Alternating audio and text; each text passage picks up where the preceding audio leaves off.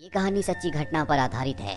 ये कहानी शुरू होती है सन 1988 में, जहाँ पर हमें चिली की एक जेल को दिखाया जाता है जिसका नाम सैंटियागो है। यहाँ पर 120 कैदी होते हैं। ये कोई खतरनाक मुजरिम नहीं है, बल्कि ये सब के सब प्रोटेस्टर थे। लेकिन जेल में इन सब के साथ आतंकवादियों की तरह सलूक किया जाता है।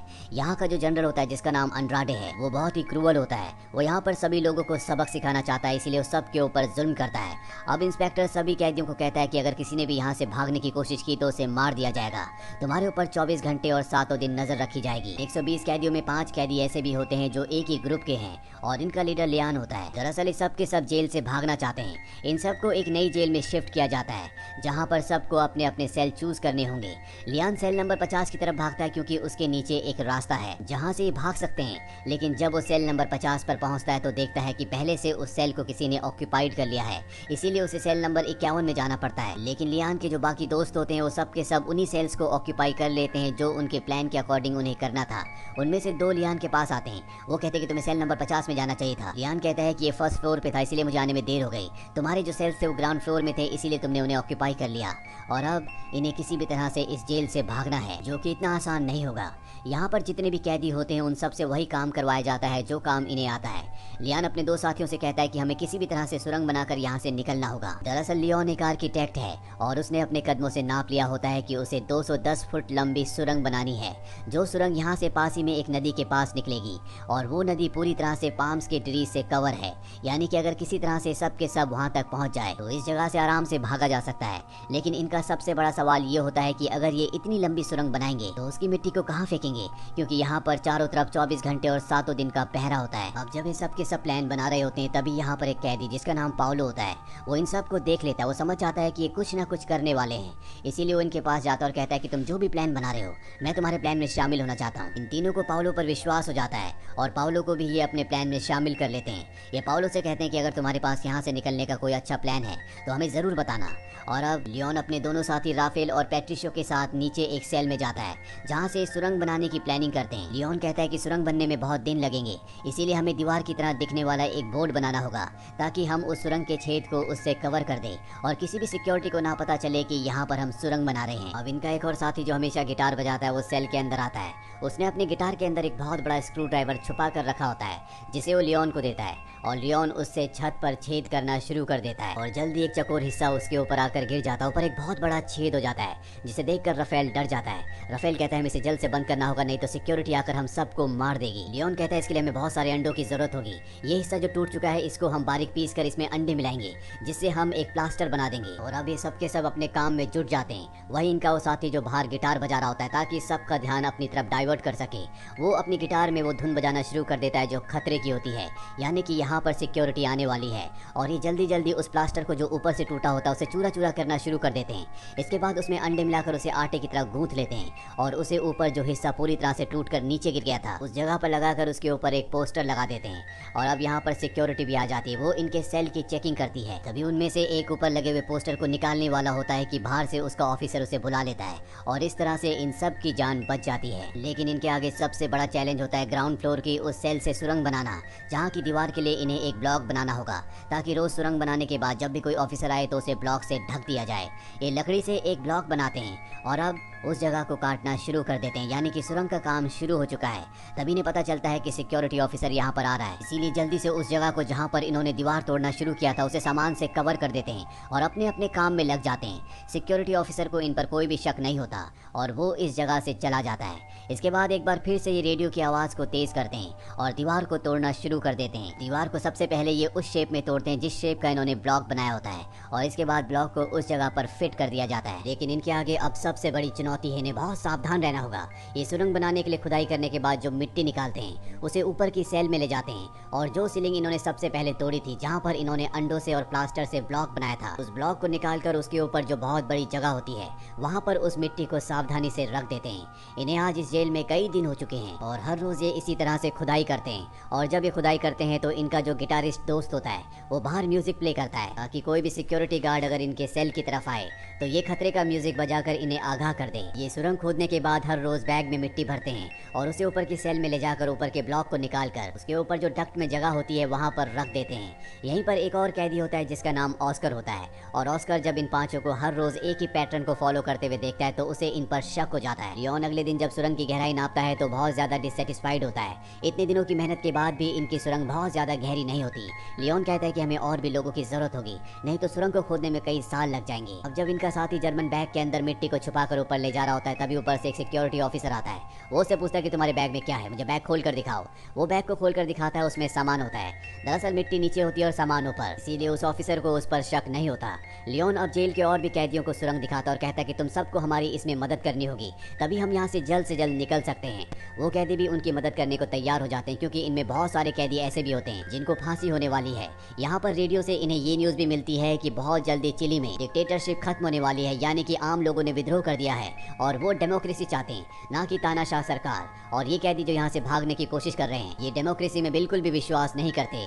इनका जो लीडर है जो चिली को अभी रूल कर रहा है ये उसके साथ होते हैं और अब जल्द से जल्द ये निकल कर अपने लीडर का साथ देना चाहते हैं ताकि इनका लीडर गिव अप ना करे। और अब ये सब के सब कैदी 2-2 घंटों की शिफ्ट करना शुरू कर देते हैं। दिन रात सुरंग की खुदाई करते हैं। जो भी सुरंग की खुदाई करके बाहर आता है वो अपने हाथ पैर और कपड़ों को अच्छे से धो लेता है ताकि उस पर किसी भी गार्ड को मिट्टी ना दिखे। साथ ही जिस जगह से खुदाई कर रहे होते हैं उसी की छत पर ये एक और होल करते हैं ताकि निकाली हुई मिट्टी को सीढ़ियों से ऊपर ना ले जाना पड़े बल्कि सीधा यहीं से ऊपर पहुंचा दिया जाए। इस तरह से इनके पकड़े जाने का रिस्क भी कम हो जाता है और काम की स्पीड भी बहुत ज्यादा बढ़ जाती है।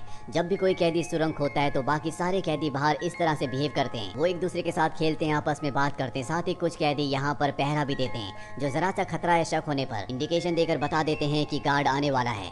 इनका काम अब बहुत स्पीड से चल रहा होता है। सुरंग भी बहुत लंबी हो चुकी होती है। एक दिन वो कैदी जिसका नाम ऑस्कर है, जिसे पहले से इन पर शक था, वो इन्हें कहता है कि मुझे पता है कि तुम सुरंग खोदने की कोशिश कर रहे हो, मैं भी तुम्हारा साथ देना चाहता हूँ, मैं भी इस मिशन में शामिल होना चाहता हूँ। ऑस्कर को भी ये अपने साथ शामिल कर लेते हैं, लेकिन लियोन कहता है कि हमें किसी भी कीमत पर यहाँ से निकलने के लिए बाहर से मदद की जरूरत होगी। बिना बाहर की मदद से हम यहाँ से किसी भी कीमत पर नहीं निकल सकते।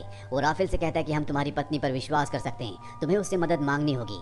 राफेल इस बात के लिए मान जाता है। आज इन्हें जेल में पूरे 182 दिन हो चुके हैं, जिसके बाद जेल के सभी कैदियों के रिलेटिव्स उनसे मिलने के लिए आते हैं। यहाँ पर राफेल की पत्नी भी आती है। राफेल उसे अपना पूरा प्लान बताता है और कहता है कि जो हमारी पार्टी है तुम उनसे जाकर मदद मांगो, हमें उनकी मदद की जरूरत है। उसकी पत्नी सोचते हुए यहाँ से चली जाती है और इसी तरह से कुछ और दिन बीत जाते हैं।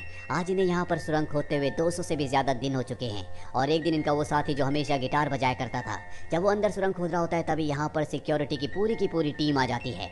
दरअसल वो सबके सेल को चेक करना चाहते हैं। लियोन भागकर उस सेल में जाता है जहाँ पर सुरंग का काम चल रहा होता है। वो सबको आगाह कर देता है, लेकिन ये मुमकिन नहीं है कि इतनी जल्दी ये सब कुछ पहले की तरह सामान्य कर दें। इसीलिए राफेल सिक्योरिटी के सामने आ जाता है और वो इनके ऑफिसर के ऊपर हमला कर देता है, जिसके बाद बाकी कैदी भी सिक्योरिटी के ऊपर हमला कर देते हैं। सिक्योरिटी सब कैदियों को बहुत बुरी तरह से मारती है, लेकिन अब लियोन को और बाकी सभी साथियों को वक्त मिल गया होता है। वो हर एक चीज को पूरी तरह से सामान्य कर देते हैं। पर जब वो बाहर आते हैं तो देखते हैं कि उन सभी कैदियों को जिन्होंने सिक्योरिटी के ऊपर हमला किया था, एंड्राडे ने बाहर धूप में कपड़े उतार कर खड़ा कर रखा होता है। एंड्राडे यहाँ का जनरल है जो कि बहुत ही खतरनाक है। उसे कहीं ना कहीं हमेशा शक रहता है कि कैदी कुछ न कुछ करने की कोशिश करेंगे, लेकिन राफेल की बहादुरी और चतुराई से इस बार उसने अपने साथियों को बचा लिया। वहीं राफेल की पत्नी को दिखाया जाता है जो उस ग्रुप के पास जाती है जिनके लिए राफेल काम करता है। वो राफेल का आइडिया उन्हें बताती है और कहती है कि उन्हें तुम्हारी मदद की जरूरत है, लेकिन वो लोग कहते हैं कि फिलहाल हम उनकी मदद नहीं कर सकते।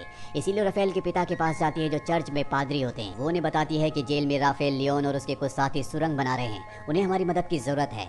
इसके बाद ये एक और आदमी से मिलते हैं जो पिछले ऑपरेशन में राफेल के साथ था। वो कहता है कि मैं कुछ ऐसे लोगों को जानता हूँ जो उनकी मदद कर सकते हैं, और अब ये सब के सब उनकी मदद करने के लिए तैयार हो जाते हैं। वहीं जेल में कैदियों को दिखाया जाता है जिन्हें 2-2 घंटों की शिफ्ट में जेल में सुरंग को खोदते खोदते 392 दिन हो चुके हैं।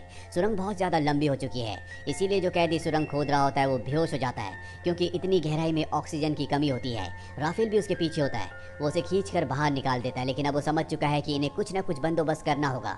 यहाँ पर एक आदमी होता है जो जेल में काम करता है। उसके पास एक मशीन होती है जिस पर ये फैन लगाकर वहाँ तक ऑक्सीजन पहुँचा सकते हैं।